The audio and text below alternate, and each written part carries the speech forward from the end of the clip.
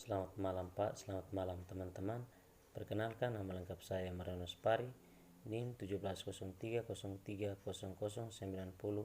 kelas B reguler pagi semester 7 dari Universitas Nusa Cendana Kupang.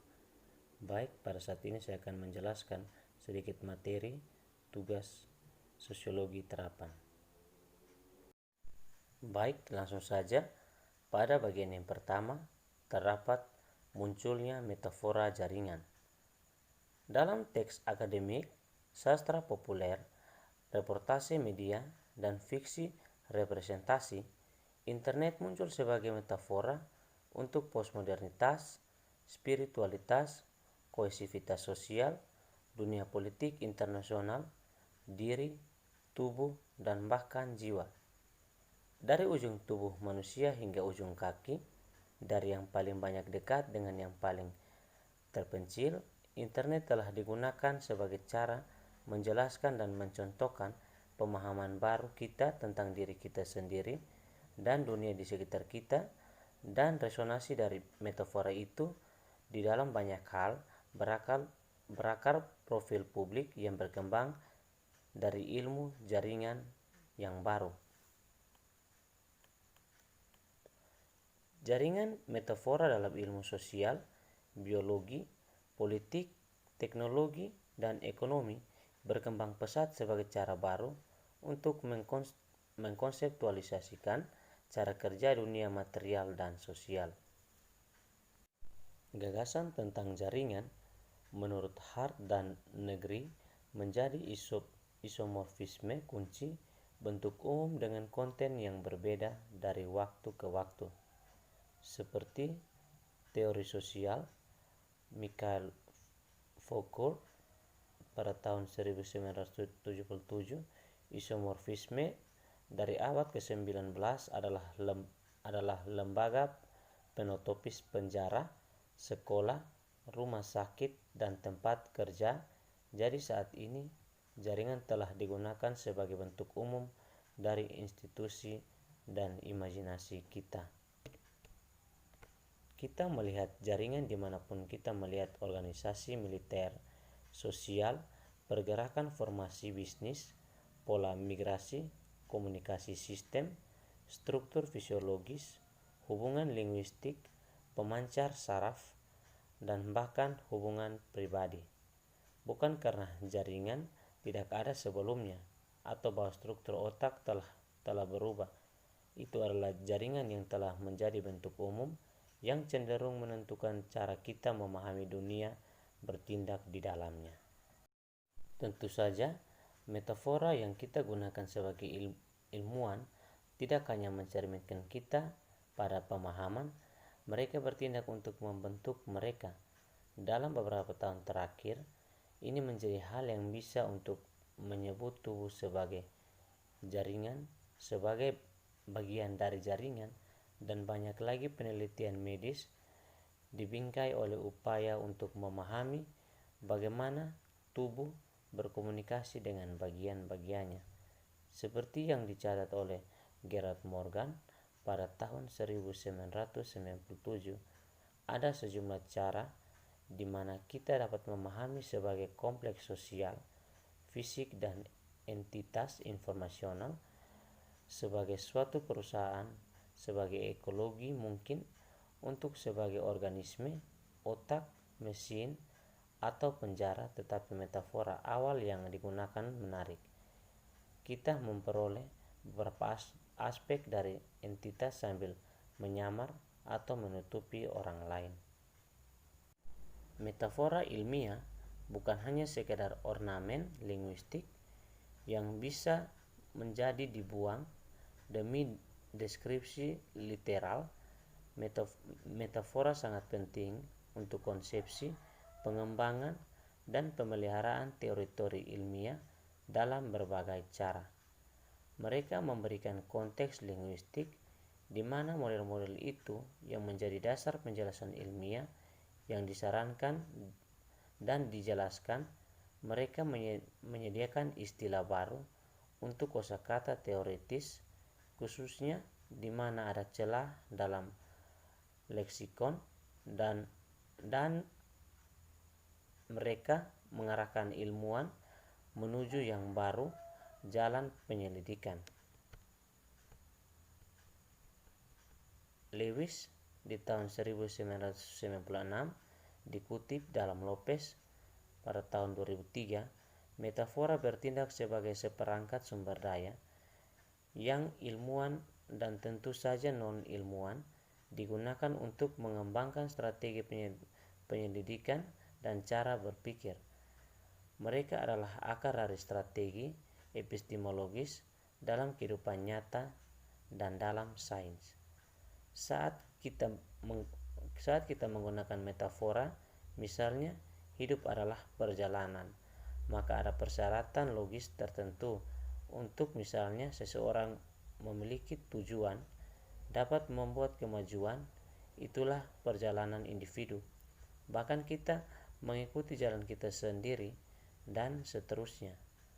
Metafora mendorong kita untuk melihat pengalaman kita dengan cara yang dibatasi tertentu sebagai berorientasi pada tujuan. Ini memberikan kita bahasa untuk memahami pengalaman kita, tetapi kita juga membatasi diri pada pemahaman tertentu. Metodologi jaringan. Upaya paling awal untuk menggunakan jaringan sebagai konsep sosiologis berasal pada tahun 1930-an oleh Scott di tahun 2000, tetapi tidak memenangkan banyak orang yang bertobat dan gagal membangun metodologi yang dikembangkan dengan baik. Masalah-masalah ini sudah teratasi pada tahun 1960-an dan tulisan para antropolog yang bekerja di Manchester Universitas di Inggris. Bagi para peneliti Manchester, jaringan adalah bentuk konkret dari struktur sosial. Dengan mengacu pada fokus perhatian yang mereka peran dan bentuk hubungan antara orang-orang sebagai cara memahami bentuk struktural masyarakat. Dalam studi tentang struktur sosial, realitas konkret yang kita miliki yang bersangkutan adalah himpunan relasi yang benar-benar ada pada saat tertentu, waktu yang menghubungkan manusia tertentu. Disinilah kita bisa melakukan pengamatan langsung. Tapi bukan ini yang kita coba gambarkan kekhususannya. Sains tidak peduli dengan yang partikular, unik, tetapi hanya dengan yang umum. Yang kita butuhkan untuk tujuan ilmiah adalah menjelaskan bentuk-bentuk dan struktur. Bentuk-bentuk sosial, jaringan koneksi dan struktur semacam itu jaringan ambil untuk sebuah konstanta. Meskipun kasus bentuk kehidupan sosial yang dinamis dari waktu ke waktu, bentuk struktural spasial, konfigurasi hubungan relatif statis. Antropologi itu harus memperhatikan bukan dengan penghuni tertentu peran atau koneksi, tetapi pada konfigurasi ini umumnya adalah terobosan besar dalam mengembangkan pendekatan jaringan untuk sebagai ide-ide kemudian diadopsi oleh pemisahan dan bentuk isinya memungkinkan secara langsung untuk membandingkan dan mendeskripsikan formal fitur dari struktur ini. Internet sebagai media. Ini ada dalam literatur sosiologi media, budaya studi dan studi komunikasi yang memiliki implikasi dari yang paling baik dijelajahi. Bagi ahli teori media, Internet dikonstruksikan sebagai teknologi politik yang fokus kekuasaannya merupakan tantangan yang dihadirkan dalam bentuk dan institusi media massa tradisional. Pada akhirnya, perdebatan ini cenderung larut dalam perdebatan tentang media dan ruang publik, peran media dalam partisipasi demokratis. Tidak lama setelah Internet menyerap ke radar akademis dan kebijakan, media baru sedang gembar-gemborkan sebagai intervensi potensial dalam menangani defisit demokrasi barat, kesenjangan antara persyaratan demokrasi, partisipasi publik, dan realitas politik. Sebagian besar apatis dan populasi memilih terlupa. Pemahaman yang bisa dibawa oleh internet tentang revitalisasi ruang publik yang sakit diterima dengan baik operasional seperti dalam wawancara politik yang mapan. Begitu, internet mulai terwujud dalam satu set relay dan link antara jaringan komputer yang berbeda, itu menghasilkan luas dan harapan-harapan kebangkitan ranah politik. Orang banyak yang memilih sarana komunikasi terbatas dari tirani penyiaran akan menantang ranah publik palsu di televisi dan pers. Bagian ini merinci dalam klaim balasan di internet dan ruang publik. Kita mulai dengan pemeriksaan gagasan publik, bagian studi media dan sosiologi media.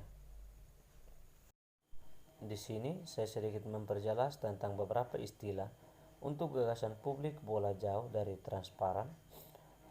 Tidak ada akun akademis dari pengembangan dan pengoperasian ruang publik yang dapat menghindari memulai dengan karya Jürgen Habermas atau konsepsinya tentang ranah publik, meski secara luas dan berbagai macam serangan dan kritik adalah posisi yang paling luas cakupannya pernyataan.